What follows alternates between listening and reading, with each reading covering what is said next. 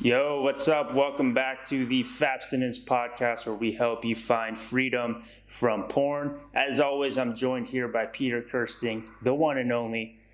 So last episode, we talked about Peter's journey. The one before that, we talked about my journey and my why as to why I do what I do and why we do what we do in terms of following the Fapstinence lifestyle. And that's going to be a very, very important thing in terms of actually adopting this as a lifestyle and motivating yourself to even start on the journey. So today, what we're going to talk about is how to identify your why, the different types of whys that you might have, and how to really identify what those whys are to help fuel you along the journey. I'm going to start off with one of my favorite quotes: "He who has a why can bear almost any how," by Friedrich Nietzsche. Great quote. So infamous quote. His second most famous quote after saying "God is dead," which you and I disagree with, but But anyway, okay. Well, so go ahead. He's dead, but he's back. He's fair point. All right. Yeah. Okay. So yeah, that's what we're going to be talking about today. Before we dive in, do you have anything that you want to add, Peter? Yeah, we use the term why a lot. I think you could probably interchange it with some other terms that we're going to be using here in this particular episode. We're going to be talking about motivators. So finding your why is finding your motivation for doing something. If you don't have a strong motivation when the going gets tough, you're going to bail out. But there's that famous saying, when the going gets tough, the tough get tougher. You're going to have deep motivators to do that. And so, Kevin, if you could touch on what we mean by that, sure. And maybe the other terminology we might be using to express that. Absolutely. So traditionally, there's two different types of motivation. It's called extrinsic motivation and intrinsic motivation. Extrinsic is something that's motivation that's outside of yourself. Intrinsic is motivation within yourself.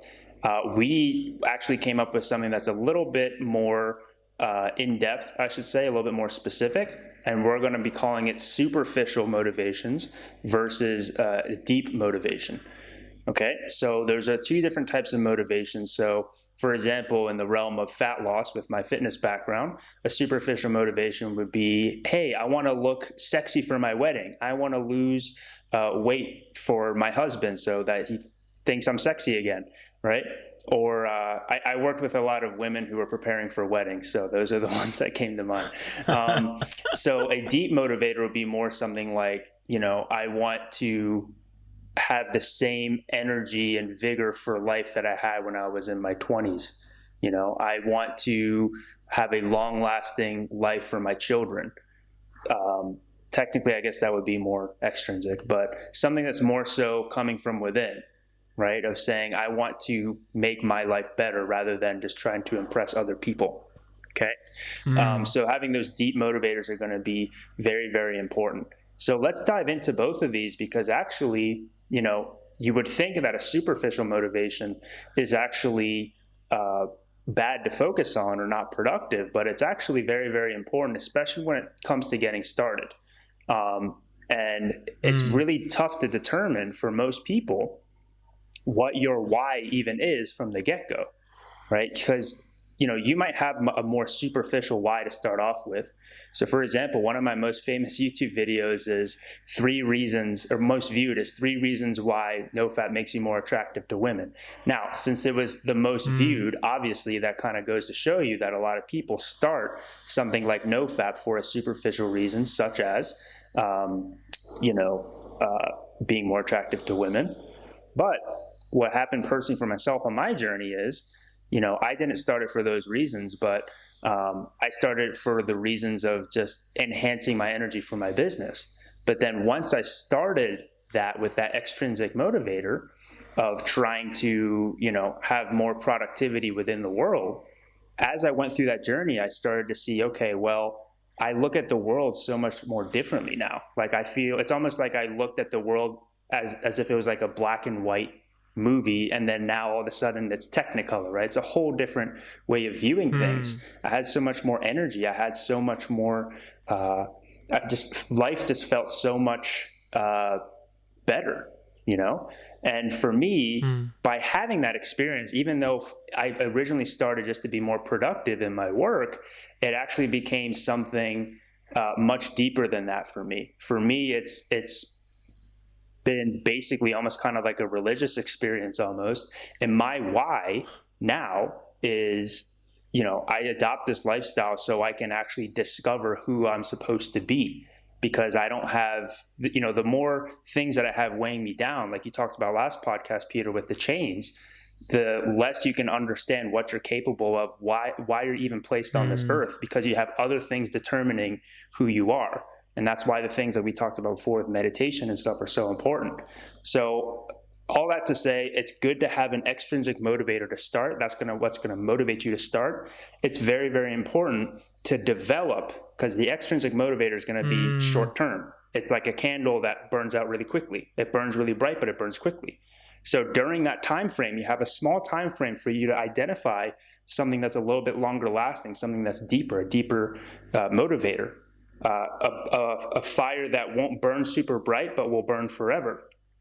You can give yourself the opportunity to discover what that might be while you start the journey based on an extrinsic motivator to begin with, a superficial one. I hope that makes sense. So what do you want to add to that, man? Yeah. Well, I just think one of the things we're going to be challenging, because we talk a lot about challenges on this podcast, viewers to do, especially after listening to this episode, is to identify the things that you think you will get from quitting porn. What is it that's going to be beneficial about that? Because you might find that the things that you want to come from that are more of the extrinsic or superficial nature. You might find that it's because you want to have higher confidence to talk to women or something like that. Not a bad thing. But I also think that if you can kind of try to think of some more like deep intrinsic values that you want to come from this, some of the ones that I've been able to identify for myself is being less self-centered, more other-centered, being more self-controlled because I practice delayed gratification, and because I have practiced self-gratification, being able to follow through on my other long-term goals better. There's going to be these other things. If you're open to it, you're going to notice some deeper motivations, and you're going to want to harness that, because that's what's going to keep you going when things are tough. The burnout that you mentioned, you know, I think nofap November is a good example of what we're talking about. That's a good extrinsic motivator. It's 30 days. There's a finish line. When you're done, you're done. And your motivation to continue past that point, if you don't have a more deep intrinsic one, is not going to be there. You're just going to be like, well, I'm glad I did that. Now I'll go back to the way I was dealing with stuff before, which Kevin, you can attest to, right? Mm-hmm. Absolutely. Yeah. And that's the key, because like we talked about before, extrinsic, you know, superficial motivations aren't necessarily bad in and of themselves. It's just that they're not sustainable. So a lot of times I would say 99% of guys, or just people in general, if they start something like a fat loss diet, or they start trying to abstain from pornography, or try to get rid of any other addiction or vices, a lot of times it starts from an extrinsic, superficial motivator, and that's perfectly fine. And what's great is, like we talked about before with No Nut November, you know, you start off with that, you're super motivated. And what happened to me, like you mentioned, I relapsed hard afterwards because I didn't identify any kind of intrinsic motivator before. I started to recognize what those things could be that could develop into intrinsic motivators, but I wasn't really being aware and paying attention. So what I encourage you all to do when you're starting off on this journey is, it's okay to have an extrinsic motivator to start, because that's going to really motivate. It's going to be a bright fire that will really just get your ass into gear to get started with this. But during that process, really try to pay attention about how your life is changing and what you are finding meaningful with this newfound energy that you find through adopting this lifestyle. And then once you're able to identify that, you can use that as more of a sustainable option. Okay. All right. So let's talk about a few other things too. Peter and I are very big fans of the concept of kind of looking far ahead and then planning backwards, right? So that's oftentimes called like the chunking technique. What we talked about last episode and the episode previously about the allegory of the road and the mountain. Essentially, you already determined that you see the mountain off in the distance and you're trying to go there. So going with the end in mind is very, very important. Do you have anything to add to that, Peter? Right, but the idea of beginning and the end in mind is actually a key element of any long-term goal. And so one of the things that I found, Stephen R. Covey is a guy that I really, really like. In fact, if you've been listening to this podcast long enough, you've heard me mention his name several times because I think he's that influential to me, at least. And he talks a lot about beginning with the end in mind and creating healthy habits. In fact, he has a book that I encourage you guys all to check out. It's called 7 Habits for Highly Effective People. It changed my life. I think it helped me to look at what values I cared about and how to go about obtaining them. And you can really do that with every aspect of your life that we're talking about. It applies really well to porn addiction and creating a healthy lifestyle, which is absent of that. And so the idea is if you know what you want at the end of the day, this long-term goal is that I'm going to not be addicted to porn. I don't have to watch it to enjoy my life. I don't need it at all. I'm not masturbating. I'm not watching porn. And it's going to allow me to have this, this, this, and this. And there might be some vagueness to what those other things are that it's going to give you, but you know that your end goal is freedom from porn. You can start to take steps back from that within the chunking method you just mentioned, Kevin, and say, okay, what does that have to look like? Like if we're breaking this down into a year, right? What does that look like at the halfway point? How far do I have to be in order to get there at the end of the year? And then bring that back another point. And if you just slowly bring it back, you can actually develop like a plan that's more manageable.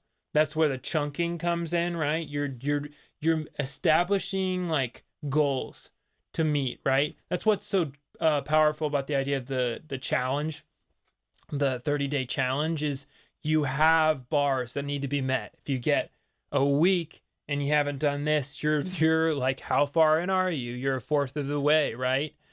Give or take. And so you want to have those kind of motivators for yourself, but you can't have that unless you know what the end goal is. And I guess that's really the bottom line is you need to understand yourself and why you want to quit well enough to be able to set up your environment for success. Absolutely. And just to review really quick the chunking technique, because I don't think I explained it in depth on this episode quite yet, so I'll do it now. So basically you want to keep, like Peter was just talking about, you want to keep the end in mind and then work backwards. So you say, okay, what do I want to accomplish in a year? Well, I want to be completely porn free. So what does that look like over the next 12 months? Well, it starts off with me doing a 1 month 30-day challenge through No Nut November, just a 30-day challenge in general. If you need help with that, follow my YouTube series on it that guides you through it. But anyway, you start off with that first, and then you try to go as long as you can. And then if you end up relapsing, then at that point, you want to start implementing techniques like counting relapses and trying to minimize relapses per month. So let's say that you start off at, 10 relapses in 1 month, then by the end of the year, you want to be at 0. And then by that point, you're completely porn free to the point where you don't even have to count days anymore. You're just so free from it. You forget the days because it no longer has control over you. It's kind of like if you're trying to diet and you're trying to keep track of how many days it's been since I ate sugar. It's like, well, if sugar no longer has control over you, then you're probably not going to be counting the days anymore of the last time you had sugar, right? So keeping that with the end in Or mind. you might even be able to enjoy sugar without feeling guilty about it. Yeah. Like, and I think that's the aspect of freedom from porn that I think is really appealing, is that like you can basically obtain a more sex positive mindset about what the purpose of that, the enjoyment of that, what it means like within a relationship, all those kinds of things. If you're not chained down by what porn does to you, you're going to have healthier relationships. Mm-hmm. That's a big motivator to me anyway. I'm a big believer in that. But I guess when we're talking about intrinsic motivators, Kevin, basically how you utilize those is going to be somewhat unique to the individual. But the more that you understand yourself, the more that you understand what your motivators are, the more you can really tie that in. And I'll give you an example for myself, at least, is that I recognize that if I am tired or stressed out because of my day, I'm more likely to be in a vulnerable spot. Especially when I was struggling with porn, when it comes to relapsing within porn, but just being charitable towards other people, being patient, being kind, things like that. I recognize if I'm hungry, I'm tired, or I'm stressed, I have a much harder time being a decent human being. And so I need to recognize when I'm getting tired before I'm exhausted, so that I can do the things that I need to do. Get more sleep, eat a healthy dinner. Like, those are things you can establish in your environment, in your routine. And when the day happens, which it always does, where you couldn't pack a dinner, right? You need to be able to know, like, oh, I'm hungry. I'm predisposed to acting a certain way right now. That's where that meditation, or the guided meditation, or prayer, or calling up your accountability partner, or something else might come in. And I think the more proactive you are, the less you're going to be spending time reacting to your relapse and saying, oh my God, I just messed up. This is so hard. Absolutely. Yeah. And that's a good point that you brought up is, it's going to be different for every person in terms of finding their why. But I think it's important for us to talk about, like, how does that actually happen? Does your intrinsic, deep motivating why just kind of pop up out of the sky? Do you just wake up one day with a revelation from a dream? I mean, maybe that's possible. Like I said, there's multiple different ways it can manifest itself. But we are all about action here at this podcast. So there's things you can actively do to try to seek it out. Again, the first step is just being aware and just trying to pay attention to everything that's happening to you as you start along this journey. But there's also active things you can do as well, like meditation, like prayer, where you're really just trying to think deeply as to why you're doing what you're doing. And all of these things are going to start to reveal themselves to you. This might sound like a drastic example, but if you think about, Peter, we talk about, we like Viktor Frankl a lot, right? And for those of you who don't know, Viktor Frankl, he was in a Nazi concentration camp, and he wrote a book about it called Man's Search for Meaning. And basically, when you're put in a very dire situation, it really forces you to look inward as to like how you can find meaning in suffering. So when you're first starting off with nofap, especially if you're highly, highly addicted, in order to survive this, you need to find meaning as to why you're doing what you're doing. That's why the Fapstinence lifestyle, it's good that it's difficult, because it forces you to confront your demons. It forces you to confront the things that are holding you back, the things that you're coping, that you're using pornography as a cope. And you're staring it right in the face. So what can really help you understand exactly what that is just sitting there with your thoughts and identifying where your mind goes. You can do that with meditation. You can do that with prayer. You can do that with just sitting there and being aware and trying to just pay attention to what is happening, right? Why, if you're horny all the time during during your nofap journey, especially when you start off. Why is that happening? What could be the potential triggers? Is it stress? Is it sadness? Is it anxiety that's bringing those things about? But just having active things that you do regularly to try to identify what this why is really important. Something that I did and for multiple times is actually doing a self-journal on video, just talking about how my day went, how I'm feeling. If I feel like I need to relapse, I would just go on and just talk to myself, replay it. I would get myself out of my own head, and then it would remind me and fill me deeply with conviction. I was like, no, I set myself on this journey, and I'll look back at past videos and past journals of me writing down, being like, no, I can't let past Kevin down. I can't let Kevin from 14 days ago down. We made this commitment. Kevin at day 16 isn't going to let Kevin at day 1 down, so. Or your accountability partner. That's one of the great things about having an accountability partner too, is you guys are in this together. I think this really sets up the following episode really well, Kevin. So we can wrap up this whole week. These last 3 episodes, we've really been talking about finding your why and how having that intrinsic deep motivator is necessary for cutting something like this. It's so deeply pervasive out of your life. And the more as you recognize what those whys are, that top of the mountain allegory we talked about, the more you're going to be able to say, you know what, this is hard, but I'm going to do it because it's worth it. I'm going to get back up and I'm going to keep going up the mountain.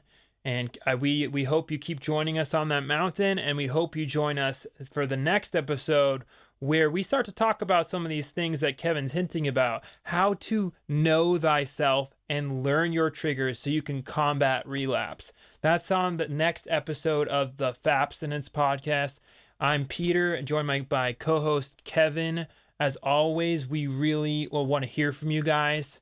So please leave a comment on our YouTube or on our Apple podcast or Spotify when it's on there as well. We would love to hear your ratings and your reviews and your comments if you have any questions for us guys. So thank you for joining us, and we'll see you next time. Later.